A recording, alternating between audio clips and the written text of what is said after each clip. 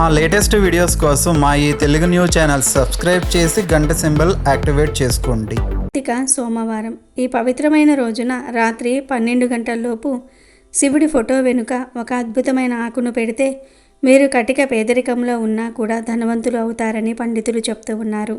ఈ ఒక్క చిన్న పని మీ జీవితాన్ని పూర్తిగా మార్చేస్తుంది. ఈ రహస్యాన్ని పాటించిన వారికి లక్ష్మీదేవి కటాక్షం లభిస్తుంది. ఈ ఆకును శివుడి ఫోటో వెనుక భక్తితో పెట్టిన వారికి అంతులేని ధనము అదృష్టము కలుగుతాయని శాస్త్రాలు చెప్తూ ఉన్నాయి. ముఖ్యంగా కార్తీక సోమవారం లాంటి పవిత్రమైన రోజున ఇలా చేయటం వల్ల ఫలితం వేల రెట్లు పెరుగుతుంది. ఆర్థిక సమస్యలతో బాధపడే వారికి త్వరగా అప్పుల బాధ తీరి ఆర్థిక స్థిరత్వం లభిస్తుంది. మీ ఇంట్లో ధన ప్రవాహం మొదలవుతుంది. ఆగిపోయిన పనులు మళ్ళీ ప్రారంభమై సంపద వృద్ధి చెందుతుంది. ఇంట్లో ఉండే నెగిటివ్ ఎనర్జీ పోయి సుఖ సంతోషాలు ప్రశాంతత నెలకొంటాయి. శివుడి అనుగ్రహం వల్ల కోరికలు నెరవేరి మీరు చేసే ప్రతి పనిలో విజయం లభిస్తుంది. సకల శుభాలు ఆరోగ్యము ఆయుష్ పెరుగుతాయి. ఇంట్లో ఉన్న పేదరికం పూర్తిగా తొలగిపోయి మీ కుటుంబం సుసంపన్నంగా మారుతుంది. కేవలం ఈ ఆకును పెట్టడం ద్వారానే ఇంతటి మహత్తరమైన మార్పు వస్తుందంటే అది శివుడికి ఎంత ప్రీతికరమైనదో అర్థం చేసుకోవచ్చు. ఆ పరమేశ్వరుడి అనుగ్రహం పొందడానికి ఇంతకంటే సులువైన మార్గం మరి ఒకటి ఉండదు. ఈ కార్తీక సోమవారం రోజున ఈ చిన్న పరిహారాన్ని తప్పక పాటించి మీ జీవితాన్ని సంతోషమయం చేసుకోండి. మరి ఇంతకీ శివుడి ఫోటో వెనుక పెట్టవలసిన ఆ ఆకు ఏమిటో ఇప్పుడు మనం ఈ వీడియోలో తెలుసుకుందాము. అంతకన్నా ముందు మా వీడియో నచ్చితే లైక్ చేసి షేర్ చేయండి. అలాగే మా ఛానల్ కూడా సబ్స్క్రైబ్ చేసుకుని మాకు సపోర్ట్ చేయండి. అలాగే ఓం నమః శివాయ అని కామెంట్ చేయండి. ఇక వీడియోలోకి వస్తే కార్తీక మాసం హిందూ ధర్మంలో అత్యంత పవిత్రమైన మాసం. ఈ నెలలో వచ్చే సోమవారానికి మరింత విశేష ప్రాముఖ్యత ఉంది. ఆ రోజును కార్తీక సోమవారం అంటారు. సోమవారం అంటేనే పరమేశ్వరుడికి ప్రీతిపాత్రమైన రోజు. ఈ కార్తీక మాసంలో సోమవారం నాడు ఉపవాసం ఉండి శివుడిని పూజిస్తే మోక్షం లభిస్తుందని పురాణాలు చెప్తూ ఉన్నాయి. కార్తీక సోమవారం నాడు నదీ స్నానం చేయటం, ముఖ్యంగా గంగా నదిలో స్నానం చేయటం అత్యంత పుణ్యప్రదం. ఇది సకల పాపాలను తొలగిస్తుందని విశ్వాసం. ఈ రోజున దీపారాధనకు ఎంతో ప్రాధాన్యత ఉంది. శివాలయంలో లేదా తులసి కోట దగ్గర దీపం వెలిగిస్తే అజ్ఞానమనే చీకటి తొలగి జ్ఞానమనే వెలుగు లభిస్తుంది. దీపదానం చేయటం వల్ల మహాపుణ్యం కలుగుతుంది. కార్తీక మాసంలో శివకేశవులు అనగా శివుడు మరియు విష్ణువు ఇద్దరిని పూజిస్తారు. కార్తీక సోమవారం రోజున శివుణ్ణి భక్తితో ఆరాధిస్తే అష్టైశ్వర్యాలు లభిస్తాయి. కార్తీక సోమవారం రోజున ఉపవాసం ఆచరించి రాత్రి నక్షత్ర దర్శనం చేసుకున్న తర్వాత భోజనం చేయటం వల్ల శివుడి అనుగ్రహం తప్పక లభిస్తుంది. ముత్తైదువులు కార్తీక సోమవారం రోజున శివుణ్ణి పూజిస్తే వారి మాంగళ్య భాగ్యం పెరుగుతుందని నమ్మకం. ఈ కార్తీక సోమవారం మీరు నిష్ఠగా ఆచరించే పూజ దాన ధర్మాలు మీకు అనంతమైన శుభాలను తెచ్చిపెడతాయి. కాబట్టి ఈ పవిత్రమైన రోజును సద్వినియోగం చేసుకుని శివనామ స్మరణతో గడపటం ఉత్తమం. ప్రతి మనిషి జీవితంలో కష్టాలు ఇబ్బందులు సహజం. డబ్బు లేకపోవటం, అనారోగ్యం, తీరని అప్పులు, కుటుంబంలో కలహాలు, ఇలా ఎన్నో సమస్యలు మనల్ని చుట్టుముడుతూ ఉంటాయి. డబ్బు అనేది చాలామందికి పెద్ద సమస్య. ఎంత సంపాదించినా డబ్బు నిలబడకపోవటం, అప్పులు పెరిగిపోవటం, వ్యాపారంలో నష్టాలు రావటం లాంటివి మనశ్శాంతిని దూరం చేస్తాయి. పేదరికం అనేది మనిషి ఆత్మవిశ్వాసాన్ని దెబ్బతీస్తుంది. భార్యాభర్తల మధ్య, పిల్లలతో అభిప్రాయ భేదాలు, కుటుంబ సభ్యుల మధ్య ప్రేమ అనురాగం తగ్గటం లాంటివి చాలా ఇబ్బంది పెడతాయి. ఇల్లు ప్రశాంతతకు దూరమే గందరగోళంగా మారుతుంది. తరచుగా ఆరోగ్యం పాడవటము, దీర్ఘకాలిక రోగాలతో బాధపడటం వల్ల మానసిక వేదనతో పాటు ఆర్థిక భారం కూడా పెరుగుతుంది. మనం ఎంత కష్టపడినా కొన్నిసార్లు దురదృష్టం వెంటాడినట్లుగా అనిపిస్తుంది. మన ప్రయత్నాలన్నీ విఫలమవుతూ ఉంటాయి. అలాంటి సమయంలో మనకు దైవానుగ్రహం ఎంతో అవసరం. దైవబలం ఉంటే ఎలాంటి కష్టం వచ్చినా తట్టుకునే శక్తి లభిస్తుంది. మనకు తెలియకుండా చేసిన పాపాలు, కర్మ దోషాలు కూడా కష్టాలకు కారణమవుతాయి. అలాంటి వాటిని తొలగించుకోవడానికి కార్తీక సోమవారం లాంటి పవిత్రమైన రోజును వినియోగించుకోవటం మనకు మంచిది. మీ జీవితంలో ఉన్న కష్టాలను తొలగించుకోవడానికి, మీ జీవితంలో ఎదుగుదలను చూడడానికి కార్తీక సోమవారం ఈ పరిహారం చేయండి. మన ప్రాచీన శాస్త్రాల్లో కొన్ని సాధారణ వృక్షాలకు మరియు వాటి ఆకులకు అద్భుతమైన దైవిక శక్తులు ఉంటాయని చెప్పబడింది. ఈ ఆకులను మనం సరైన విధంగా భక్తి శ్రద్ధలతో ఇంట్లో ఉంచుకోవటం వల్ల ఆయా దేవతల అనుగ్రహం లభిస్తుంది. ఈ పవిత్రమైన ఆకులు కేవలం ఆకులే కాదు, అవి సాక్షాత్తు దైవ స్వరూపాలుగా భావించబడతాయి. హిందూ ధర్మంలో ప్రతి ఆకు, పువ్వు వెనుక ఒక అర్థం, శక్తి దాగి ఉన్నాయి. కొన్ని ఆకులలో ఔషధ గుణాలు ఉంటే మరికొన్నిటిల్లో ఆధ్యాత్మిక శక్తి ఉంటుంది. ఈ ప్రత్యేకమైన ఆకులను ఇంట్లో ఉంచుకోవటం ద్వారా మన ఇంటి చుట్టూ ఒక పాజిటివ్ ఎనర్జీ వలయం ఏర్పడుతుంది. మరి ఆ అద్భుతమైన ఆకు ఏమిటి? ఏ ఆకును శివుడి ఫోటో వెనుక పెడితే మనకు ధనపరంగా కలిసి వస్తుంది అని ఆలోచిస్తున్నారా? ఆ మహాశక్తివంతమైన ఆకు మరేదో కాదు, రావి ఆకు. రావి చెట్టును భగవంతుని రూపంగా కొలుస్తారు. రావి చెట్టు వేర్లల్లో విష్ణుమూర్తి, శివుడు చెట్టు కాండంలో, కొమ్మల్లో నారాయణుడు, ఆకులలో హరి, సకల దేవతల గురువు చెట్టు కాయలలో కొలువై ఉంటారని స్కాంద పురాణం చెప్తుంది. సాక్షాత్తు విష్ణుమూర్తి ప్రతిరూపమే రావి చెట్టు అని విశ్వసిస్తూ ఉంటారు. రావి చెట్టును పూజించడం వల్ల శనీశ్వరుని బాధలు తొలగిపోయి లక్ష్మీ కటాక్షం కలుగుతుంది. పుత్ర సంతానం కావాలని కోరుకునేవారు రావి చెట్టుకు ఎర్రని వస్త్రంలో ముడుపు కట్టడం వల్ల పుత్ర సంతానం కలుగుతుందని విశ్వసిస్తూ ఉంటారు. రావి చెట్టు ఆకులపై దీపారాధన చేయటం వల్ల ఎన్నో రోజుల నుండి ఇబ్బంది పడుతున్న దోష కర్మ ఫలితాల నుండి విముక్తి పొందవచ్చు. రావి చెట్టు ఆకులను తీసుకుని ఆకు కాండం దేవుని వైపు ఉండేలాగా పెట్టి నువ్వుల నూనెతో దీపారాధన చేయటం వల్ల మనం అనుకున్న కార్యక్రమాలు నెరవేరుతాయి. అంతేకాకుండా కాలసర్ప దోషాలు, నాగదోషాలు తొలగిపోయి సుఖ సంతోషాలతో అష్టైశ్వర్యాలు కలుగుతాయి. విష్ణు నివాసంగా రాగి చెట్టును పరిగణిస్తారు. అశ్వత్థ వృక్షంగా ప్రసిద్ధికెక్కిన ఈ రావి చెట్టు కింద పరమ భక్తులైన హిందువులు తమ ప్రాణాలను సైతం వదిలిపెట్టడానికి ఇష్టపడుతూ ఉంటారు. అందుకే రావి ఆకుకు అంతటి విశేషమైన శక్తి ఉంది. శివుడికి బిల్వపత్రాలు ఎంత ప్రీతికరమో రావి ఆకు కూడా అంతే ప్రీతికరమైనది. ఈ కార్తీక సోమవారం రోజున మీరు చేయవలసిన చిన్న పని ఇదే. ఈ కార్తీక సోమవారం రోజున సాయంత్రం లేదా రాత్రి 12 గంటలలోపు స్నానం చేసి శుభ్రమైన దుస్తులు ధరించండి. ఉదయమే కింద రాలిన ఒక రావి ఆకును తీసుకుని ఇంటికి రండి, లేదా సాయంత్రం 4 గంటలకు రావి ఆకును తీసుకుని ఇంటికి రండి. చెట్టు నుండి ఆకును తెంపకూడదు, రాలిపడిన ఆకును తెచ్చుకోండి. ఆ ఆకు చిరిగిపోకుండా పచ్చగా ఉంటే మంచిది. ఆ ఆకును పసుపు నీటితో కానీ గంగాజలంతో కానీ శుభ్రం చేయాలి. ఆకును శుభ్రం చేసే ముందు ఆ ఆకును రాగి ప్లేట్లో పెట్టి ఒక చెంబులో స్వచ్ఛమైన నీటిని తీసుకుని అందులో పసుపు కానీ గంగాజలం 2 చుక్కలు వేసి ఆ నీటిని ఆకుపై పోయాలి. ఆకు శుభ్రం చేసి దానిపై పసుపుతో కానీ కుంకుమతో కానీ లేదా కొద్దిగా చందనంతో కానీ స్వస్తి గుర్తు వేయండి. ఆ ఆకును వేరే ప్లేట్లో పెట్టండి. ఇప్పుడు శివుడి ఫోటో లేదా విగ్రహం ముందు ఒక దీపం వెలిగించండి. ఆ తర్వాత ఆ రావి ఆకును మీ చేతులతో పట్టుకొని మీ కోరికలు నెరవేరాలని, అప్పులు తీరాలని, ధనవంతులు కావాలని మనస్ఫూర్తిగా శివుణ్ణి ప్రార్థిస్తూ శివుడి ఫోటో వెనుక ఉంచండి. ఈ విధంగా చేయటం వల్ల రావి ఆకులో ఉన్న దేవత శక్తి మరియు కార్తీక సోమవారం యొక్క మహత్తరమైన శక్తి రెండూ కలిసి మీ జీవితంలోనికి ధన ఆకర్షణను పెంచుతాయి. రావి ఆకు అనేది లక్ష్మీదేవికి కూడా ప్రీతికరమైనది. అందుకే ఈ ఆకును శివుడికి సమర్పించటం ద్వారా శివకేశవుల ఇద్దరి అనుగ్రహం లభించి మీ కష్టాలన్నీ దూరమవుతాయి. ఈ ఒక్క కార్తీక సోమవారం నాడు రావి ఆకును పెట్టడం ద్వారా మీ జీవితంలో అద్భుతమైన మార్పులు చూడటం ఖాయం. రావి ఆకును శివుడి ఫోటో వెనుక పెట్టిన తర్వాత దానిని అలానే ఉంచకూడదు.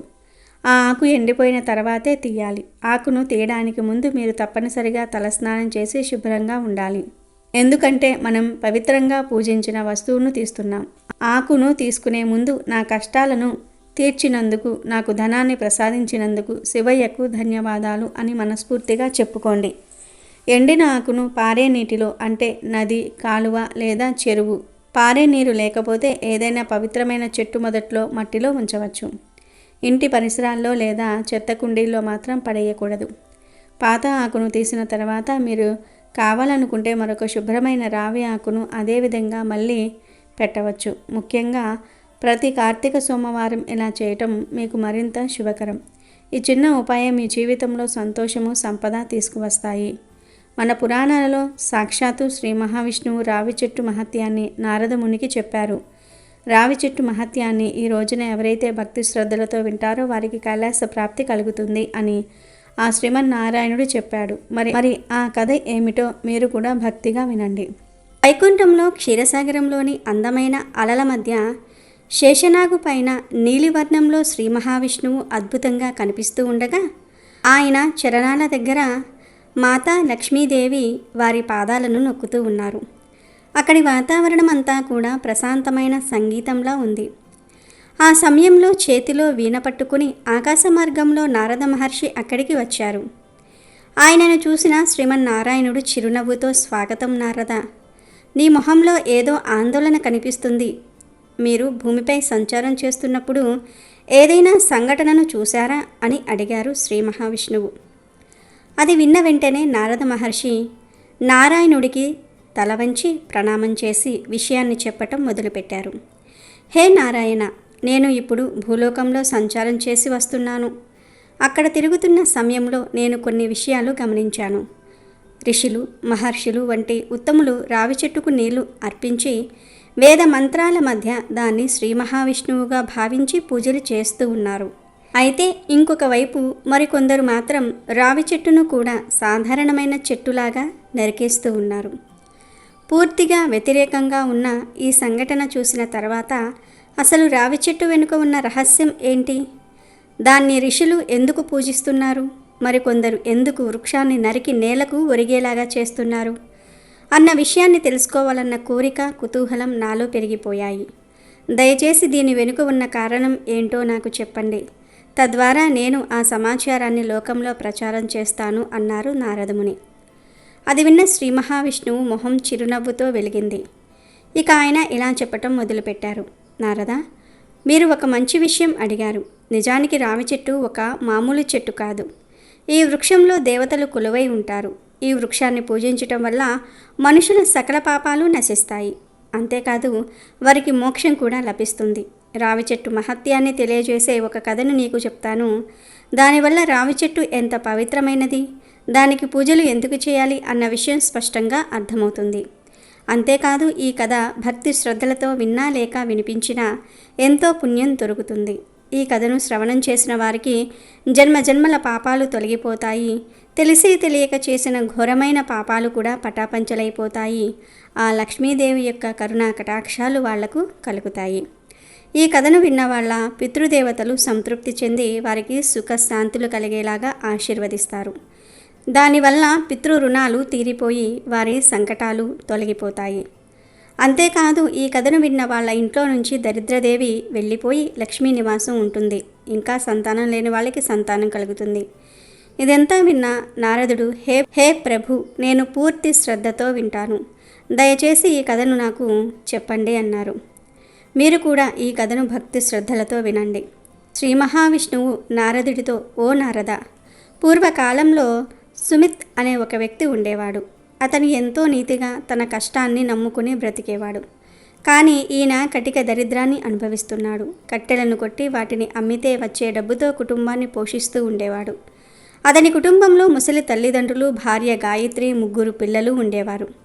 కుటుంబం కొంచెం పెద్దది కావటం వల్ల హరిదాసుకు వారికి సరిపోయే భోజనాన్ని సంపాదించడం కూడా చాలా కష్టమయ్యేది.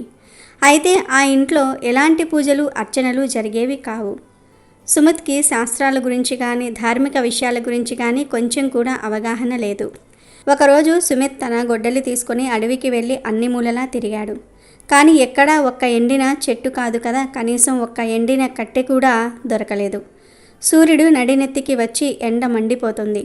సుమిత్కి ఆందోళన మొదలైంది. ఒకవేళ కట్టెలు తీసుకువెళ్ళకపోతే వాళ్ళ ఇంట్లో పొయ్యి వెలిగించటం కూడా కష్టమే. అదే ఆలోచిస్తే ఆకలి దాహంతో అలానే ముందుకు వెళ్తూ ఉన్నాడు.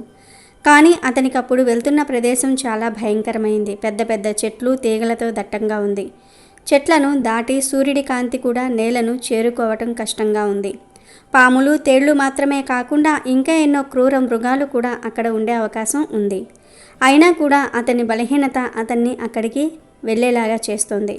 అలా వెళ్తున్నప్పుడు అతని చూపు ఒక పెద్ద చెట్టు మీద పడింది. ఆ చెట్టు కొమ్మలు ఆకాశాన్ని తాకినట్టుగా కనిపిస్తున్నాయి. దాని వేళ్ళు దట్టంగా భూమిని అల్లుకున్నాయి. అదొక రావి చెట్టు. దాన్ని చూడగానే సుమిత్, ఈ చెట్టు చాలా పెద్దగా బలంగా ఉంది.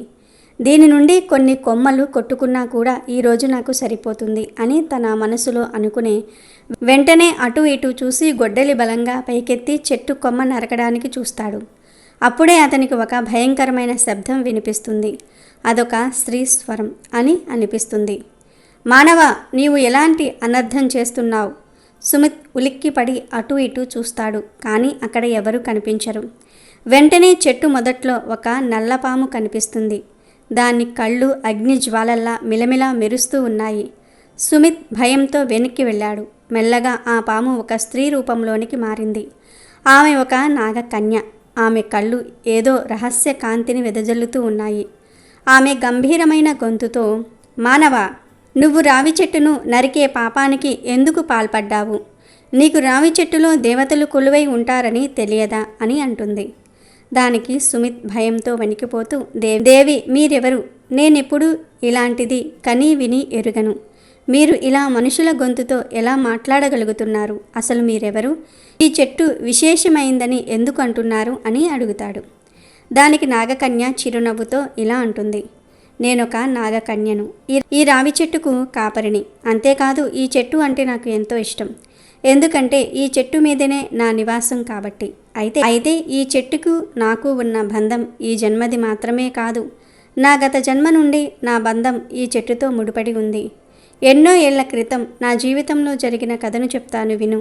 ఇలా చెప్తున్నప్పుడు ఆమె మొహంలో ఏదో తెలియని రహస్య ఛాయలు కనిపించాయి. దాన్ని చూసి సుమత్ విషయాన్ని తెలుసుకోవాలన్న కుతూహలము పెరిగిపోయింది. ఎందుకంటే ఇదంతా అతనికి ఒక వింతలాగా అనిపిస్తోంది. ఇంకా నాగకన్య గట్టిగా ఒక్కసారి ఊపిరి పీల్చుకుని తన కథను చెప్పటం మొదలుపెట్టింది. మానవ, పూర్వజన్మలో నా పేరు దివ్య. నేను ఒక ప్రసిద్ధమైన వైశ్య కుటుంబంలో పుట్టాను. నా తండ్రి ఎంతో ధనవంతుడు. ఆయన నన్ను జ్ఞాన సంపన్నుడు, ధర్మబద్ధుడైన వైశ్యుడికి ఇచ్చి ఎంతో ఘనంగా నా పెళ్లి జరిపించారు. నా భర్త పేరు ధర్మపాలుడు. ఆయన ఒక ధాన్యాల వ్యాపారి. ఆయన జీవితం సాదాసీదాగా ఉండేది. ధార్మిక విషయాల్లో ఎంతగానో లీనమయ్యేవాడు. మంచి పనులు చేయటంలో ముందుండేవాడు. కానీ నేను పూర్తిగా వ్యతిరేకంగా ఉండేదాన్ని. నేను ఎప్పుడూ అతన్ని గౌరవించలేదు. ఆయన చేసే ధార్మిక పనుల మీద శ్రద్ధ పెట్టలేదు. ఇంకా దేవతలను పూజించటం ఒక అనవసరమైన పని అనుకునేదాన్ని. ఎంతో అహంకారంగా ఉండేదాన్ని. నా మనసు ఎప్పుడూ డబ్బు, సంసార సుఖాలపైన ఆసక్తిగా ఉండేది. పుణ్యకార్యాలు చేయటం, పూజలు చేయటం చాలా మంచి విషయం అని నా భర్త నాకు నచ్చ చెప్పాలని ఎంత ప్రయత్నించినా కూడా నేను అతని మాటలు పట్టించుకునేదాన్ని కాదు. మా ఊరికి దగ్గరలో ఒక ముని ఆశ్రమం ఉండేది. అక్కడి వాతావరణం అంతా ఎంతో ప్రశాంతంగా ఉండేది. అయితే ఆ ఆశ్రమం దగ్గర ఆ ముని ఒక చిన్న రావి చెట్టును నాటారు.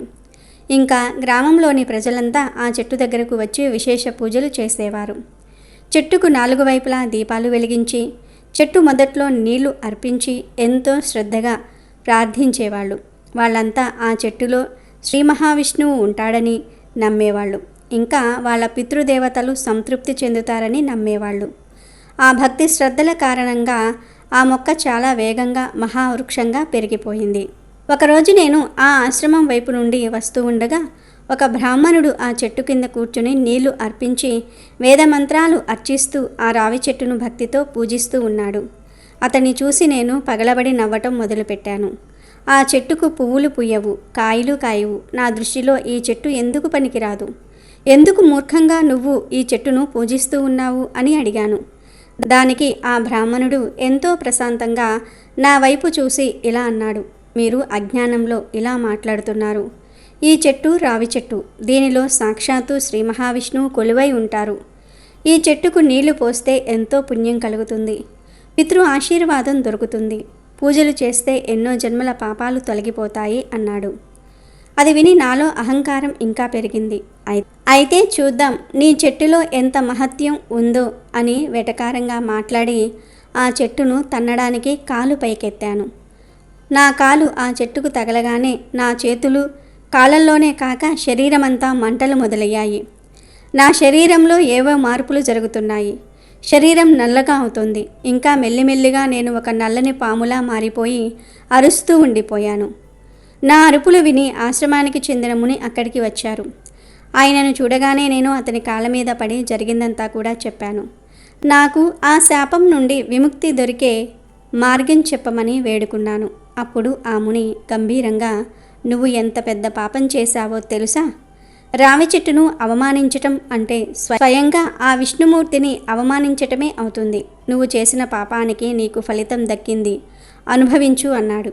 అప్పుడు నేను ఆయన్ని వేడుకున్నాను. నేను చేసిన పాపాన్ని తెలుసుకున్నాను, ప్రాయశ్చిత్తం అనుభవిస్తున్నాను. దయచేసి నాకు శాపం నుండి విముక్తి కలిగించే మార్గాన్ని చెప్పండి అని వేడుకున్నాను. అప్పుడు ఆయన, నువ్వు 100 సంవత్సరాలు ఈ చెట్టు పైన నివాసం ఉంటూ దీన్ని రక్షించాలి. ఆ తర్వాత నీ భర్త వచ్చి రావి చెట్టుకు నీళ్లు అర్పించిన తర్వాత నీకు ఈ శాపం నుండి విముక్తి కలుగుతుంది అని చెప్పి వెళ్ళిపోయాడు. చెట్టు రోజురోజుకు పెరుగుతుంది. నేను ఇక్కడే ఉండి చెట్టుకు ఎవరూ హాని కలిగించకుండా కాపాడుతున్నాను. ఈ రోజుతో 100 సంవత్సరాలు పూర్తయ్యాయి. అందుకే నా భర్త వస్తాడని ఎదురు చూస్తూ ఉన్నాను అని చెప్పింది. ఆమె స్వరంలో బాధ, ప్రాయశ్చిత్తం కనిపిస్తూ ఉన్నాయి. ఇదంతా విన్న సుమిత్కి ఇది కలో నిజమో అర్థం కాలేదు. ఈ కథతో అతనికి ఏం సంబంధం ఉందని, ఈ కథ అతనికి తెలిసిందనే సందేహం అతని మనసులో మెదిలింది. అయితే ఆ సమయంలో ఒక దివ్య తేజస్సు నుండి ఆ ఆశ్రమానికి చెందిన ముని వాళ్ళ మధ్య ప్రత్యక్షమయ్యాడు. హే సుమత్, ఇదంతా నీ పూర్వజన్మతో సంబంధం ఉన్న సంఘటన. అందుకే విధి ఈరోజు నిన్ను ఇక్కడికి తీసుకొచ్చింది. అసలు ఈ నాగకన్య జీవితంలో నీ పాత్ర ఏంటో నీకు తెలుసా? దయచేసి విషయాన్ని వివరంగా చెప్పండి అంటూ భయపడుతూ మునిని అడిగాడు. అప్పుడు ముని, నువ్వు పూర్వజన్మలో ధర్మపాలుడివి, ఈ కన్యకు భర్తవి. నీ భార్య అహంకారంతో చేసిన పనికి శిక్ష అనుభవిస్తుంది. కానీ నువ్వు చేసిన పుణ్యాల వల్ల నీకు ఈ సత్కార్యం చేసే యోగం దక్కింది. కేవలం నీ వల్లనే ఆమెకు విమోచన దొరుకుతుంది. ఇంకా నీకు గత జన్మల బంధాలు పూర్తవుతాయి అంటాడు. ఇది విన్న సుమిత్లో కరుణ కలుగుతుంది. వెంటనే ఈ కార్యాన్ని నేను ఎలా చేయాలి, విధి విధానాలు చెప్పండి అని మునితో వేడుకుంటాడు. అప్పుడు ముని సుమిత్ని రావి చెట్టు దగ్గరకు తీసుకువెళ్ళి భక్తి శ్రద్ధలతో వృక్షానికి నీళ్లు అర్పించి శ్రీ మహావిష్ణువుగా భావించి ప్రార్థించు అంటాడు. సుమిత్ దగ్గరలో ఉన్న కలశంలో నీళ్లు తెచ్చి పూర్తిగా భక్తితో నారాయణ్ణి తలుచుకుంటూ నీళ్లు అర్పించటం మొదలు పెడతాడు. ఇలా నీళ్లు పోయటం మొదలు పెట్టగానే చెట్టు కింద ఒక దివ్య కాంతి వెలిగి నాగకన్యగా ఉన్న దివ్య నాగకన్య రూపాన్ని పూర్తిగా కోల్పోయి ఒక అందమైన స్త్రీగా మారటం మొదలవుతుంది. ఇంకా పూర్తిగా మారాక ఆమె మొహం ఇక దేవతలాగా తేజస్సుతో వెలిగిపోతుంది. దివ్య పూర్తిగా మారిపోయిన తర్వాత మునికి సుమిత్కి నమస్కరించి ఇలా అంటుంది. మీ పుణ్యం శ్రీ మహావిష్ణువు కృప వల్ల నాకు ఈరోజు ముక్తి లభించింది. నేను మీకు నా ధన్యవాదాలు చెప్తున్నాను అంటుంది. అప్పుడు ముని ఆమెను ఆశీర్వదించి, నీ శాప విమోచనం జరిగింది, నువ్వు స్వర్గానికి బయలుదేరు, నిన్ను ఆ నారాయణుడు ఆశీర్వదిస్తాడు అంటాడు. దివ్య ఇంకొకసారి రావి చెట్టుకు నమస్కరించి అక్కడి నుండి వెళ్ళిపోతుంది. ఆ తర్వాత సుమిత్ జీవితంలో కూడా చాలా మార్పులు జరుగుతాయి. రావి చెట్టు మహత్యాన్ని తెలుసుకున్న సుమిత్ రావి చెట్టును పూజించటం మొదలు పెడతాడు. పవిత్రమైన వృక్షాలను గౌరవించటం, దేవతల నామస్మరణ చేయటం వంటివి జీవితాన్ని సఫలం చేస్తాయి అని తెలుసుకుంటాడు. తన కుటుంబాన్ని కూడా ధర్మ మార్గంలో నడిచేలాగా చేస్తాడు. ఇలా శ్రీ మహావిష్ణువు ఈ కథను పూర్తి చేస్తాడు. అప్పుడు నారద మహర్షి భావోద్వేగంలో ఉండిపోతాడు. ఈ కథ వల్ల నా కుతూహలానికి సమాధానం దొరికింది. మనిషి తన అజ్ఞానం, అహంకారం వల్ల పాపాలు చేస్తాడు. కానీ మీ కృప కలిగినప్పుడే తిరిగి ఉద్ధరింపబడతాడు. అయితే ఈ రావి చెట్టు కేవలం పవిత్రమైనది మాత్రమే కాదు, మీ స్వరూపం కూడా అని అంటాడు. అప్పుడు శ్రీ మహావిష్ణువు, అవును, ఈ వృక్షం మొదట్లో నేను కొలువు ఉంటాను, కాండంలో ఆ మహాశివుడు కొలువు ఉంటాడు, కొమ్మల్లో బ్రహ్మదేవుడు నివసిస్తాడు. అందువల్ల ఈ చెట్టును పూజించిన వారు త్రిమూర్తుల ఆశీర్వాదాన్ని పొందుతారు. ఈ కథను వినిపించిన, శ్రవణం చేసిన, రావి చెట్టుకు పూజలు చేసిన వారి పాపాలన్నీ కూడా తొలగిపోతాయి, సుఖశాంతులు కలుగుతాయి, ఇంకా వారికి ముక్తి మార్గం దొరుకుతుంది అంటాడు.